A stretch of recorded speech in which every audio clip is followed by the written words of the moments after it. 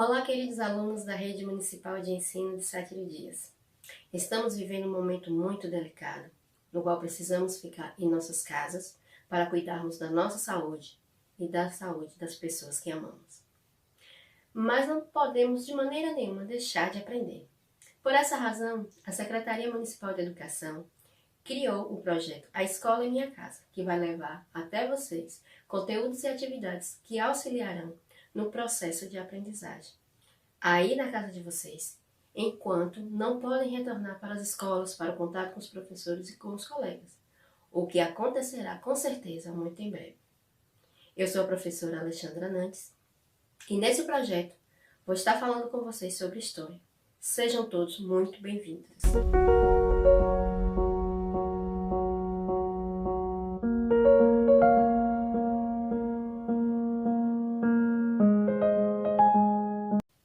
A nossa conversa hoje com os alunos do 9º ano é sobre a Proclamação da República, que foi um movimento civil-militar que pôs fim ao Império e à monarquia no Brasil e instaura a República, que é um modelo de governo no qual as pessoas têm a possibilidade de escolher os seus representantes, o que difere da monarquia, onde o representante, a liderança é passada hereditariamente, ou seja, de pai para filho. Esse movimento ele acontece no dia 15 de novembro de 1889, liderado pelos militares, mas sobretudo pelo Marechal Deodoro da Fonseca. Mas até chegar nesta data, no dia 15 de novembro, alguns fatores levaram ao fim do Império e à instauração da monarquia. A proclamação da República foi um movimento das elites insatisfeitas com o imperador. No final do Império, alguns segmentos, alguns setores da sociedade brasileira já não veem com bons olhos o governo do imperador Dom Pedro II. Entre eles, podemos destacar os cafeicultores, ou seja, os produtores de café, sobretudo de São Paulo. Porque à medida em que o processo abolicionista avança, o imperador vai perdendo o apoio desses cafeicultores, que viam os escravos como sua propriedade. Libertar os escravos era tirar dos cafeicultores sua propriedade, gerando para eles um prejuízo enorme, pois o escravo era muito caro na época. E assim eles deixam de apoiar, porque culpam o imperador pelo esse processo que chegou à abolição da escravatura no Brasil em 1888. Um outro grupo que também se mostra bastante insatisfeito com o imperador são os padres da Igreja Católica. Isso porque no final do Império há um desentendimento entre os padres e os maçons que viviam no Brasil. E o nosso imperador era adepto da maçonaria. Além disso, ele estabelece a censura às comunicações da Igreja. Tudo que os padres precisassem comunicar aos fiéis precisava passar sobre a supervisão do imperador. Então isso vai gerar um desentendimento entre ambas as partes, entre o imperador e os padres da igreja.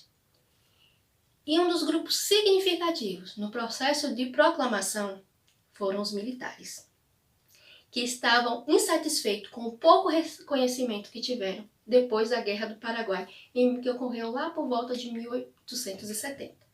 Embora eles tenham saído vitoriosos da guerra, esperando reconhecimento, sobretudo em salário, em prestígio, esse reconhecimento não acontece. Então os militares ansiavam por mais poder, por participação nas decisões políticas do país, e não tem. Além disso, também são vítimas, são alvo da censura do imperador. Eles não podem se comunicar com a população sem o aval do império. Isso também vai gerar insatisfação nessa classe, que é quem vai liderar o movimento que vai culminar com a proclamação da República no dia 15 de novembro de 1889, sob a liderança do Marechal Deodoro da Fonseca. E para a gente entender um pouquinho melhor os passos que foram dados até esse momento, até chegar o dia 15 de novembro, nós vamos assistir uma animação de Joelza Esté Proença, que vai falar um pouco mais. E depois a gente volta, ok? No dia 9 de novembro de 1889, foi realizado o célebre baile da Ilha Fiscal no Rio de Janeiro.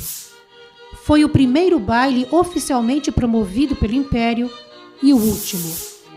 Organizado sob o pretexto de homenagear oficiais da Marinha chilena, o grande baile tinha a intenção de mostrar a solidez da monarquia contra as conspirações republicanas que estavam em andamento. 2 dias depois do baile, no dia 11, os conspiradores reuniram-se na casa do Marechal Deodoro da Fonseca. Eram eles Benjamin Constant, Quintino Bocaiúva e Rui Barbosa. O Marechal estava de cama, gravemente enfermo, com uma crise de asma e mal conseguia falar. Mesmo assim, o encontro foi decisivo, pois Deodoro decidiu que lideraria o movimento. Na manhã do dia 14, espalhou-se um boato pelo centro do Rio de Janeiro. Dizia-se que o governo havia mandado prender Benjamin Constant e Deodoro da Fonseca. Falava-se também que o primeiro-ministro, o Visconde de Ouro Preto, planejava dissolver o exército e substituí-lo pela Guarda Nacional. O boato antecipou o movimento dos golpistas. À noite, tropas do exército se rebelaram.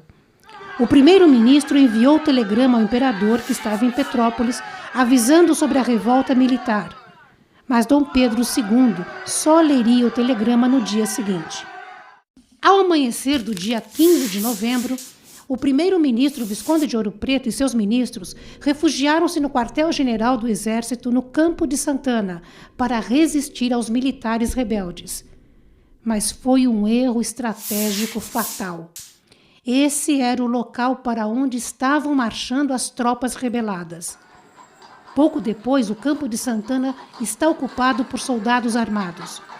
A maioria deles não sabia o que estava acontecendo, apenas obedecia às ordens de seus superiores.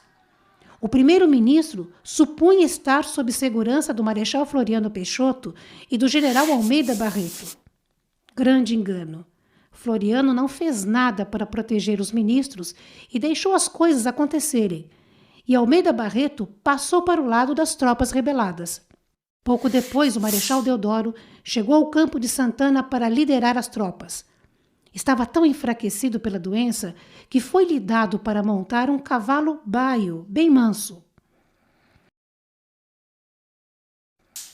Eram cerca de 9 horas da manhã quando o Marechal Deodoro entrou no quartel-general e deu ordem de prisão ao primeiro-ministro Ouro Preto. Fez um pronunciamento sem qualquer menção à queda da monarquia. O tal grito de "Viva a República" não aconteceu, pelo menos nesse momento.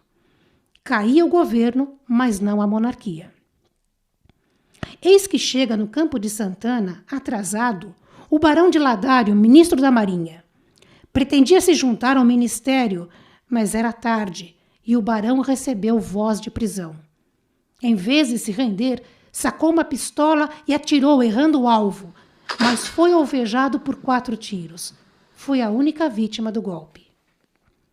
Enquanto isso, em Petrópolis, a quase 70 quilômetros do Rio de Janeiro, Dom Pedro II lia o telegrama que comunicava a revolta das tropas do dia anterior.